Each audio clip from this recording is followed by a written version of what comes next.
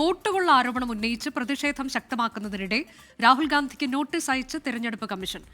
വയോധിക ഇരട്ട വോട്ട് ചെയ്തുവെന്ന ആരോപണത്തിൽ തെളിവ് നൽകാനാണ് കർണാടക ചീഫ് ഇലക്ടറൽ ഓഫീസറുടെ നോട്ടീസ്. ഡിജിറ്റൽ വോട്ടർ റോൾ നൽകിയിട്ടില്ല എന്ന രാഹുലിന്റെ ആരോപണം തെറ്റിദ്ധരിപ്പിക്കുന്നത് എന്ന് കേന്ദ്ര തെരഞ്ഞെടുപ്പ് കമ്മീഷൻ എക്സിൽ കുറ്റപ്പെടുത്തി. ആരോപണത്തിൽ പൊതുജന പിന്തുണ തേടി കോൺഗ്രസ് പ്രചാരണത്തിന് തുടക്കം കുറിച്ചു. ബംഗളൂരു സെൻട്രൽ ലോക്സഭാ സീറ്റിലെ വോട്ടർ പട്ടിക ക്രമക്കേട് ഉയർത്തി പോരാട്ടം തുടങ്ങിയ രാഹുൽ പ്രചാരണത്തിന് പൊതുജന പിന്തുണ തേടിയുള്ള നീക്കത്തിനാണ് തുടക്കം കുറിച്ചത്. ഇതിനായി വോട്ട്ചോരി.in എന്ന വെബ്സൈറ്റും തുറന്നു. തൃണമൂൽ കോൺഗ്രസ്, ആം ആദ്മി പാർട്ടി തുടങ്ങി കോൺഗ്രസുമായി ഇടഞ്ഞു നിന്ന പാർട്ടികളുടെ പിന്തുണ രാഹുൽ ഗാന്ധിക്ക് നേട്ടമാകും. നാളെ പാർട്ടി അധ്യക്ഷൻ മല്ലികാർജ്ജുൻ ഖർഗെ ഇന്ത്യ സഖ്യ എംപിമാർക്ക് അത്താഴ വിരുന്ന് നൽകുന്നുണ്ട്. തെരഞ്ഞെടുപ്പ് കമ്മീഷൻ ആസ്ഥാനത്തേക്ക് ഇന്ത്യ സഖ്യം നടത്തുന്ന പ്രതിഷേധ മാർച്ച് പ്രതിപക്ഷ പാർട്ടികളുടെ ഐക്യ പ്രഖ്യാപനമാകും.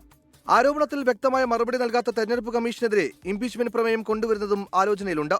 വോട്ട് മോഷണം ഉൾപ്പെടെയുള്ള നടപടികളെ പിന്തുണയ്ക്കുന്ന സമീപനമാണ് ഇലക്ഷൻ കമ്മീഷൻ സ്വീകരിക്കുന്നത് എന്നുണ്ടെങ്കിൽ ഇലക്ഷൻ കമ്മീഷനെ ഇംപീച്ച് ചെയ്യാനുള്ള അധികാരം പാർലമെന്റിനുണ്ട്. അതിനിടെ വാർത്താ സമ്മേളനത്തിന്റെ ശകുൻ റാണി എന്ന സ്ത്രീ ഇരട്ട വോട്ട് ചെയ്തുവെന്ന ആരോപണത്തിൽ തെളിവുകൾ ഹാജരാക്കാൻ കർണാടക ചീഫ് ഇലക്ടറൽ ഓഫീസർ രാഹുലിന് നോട്ടീസ് നൽകി.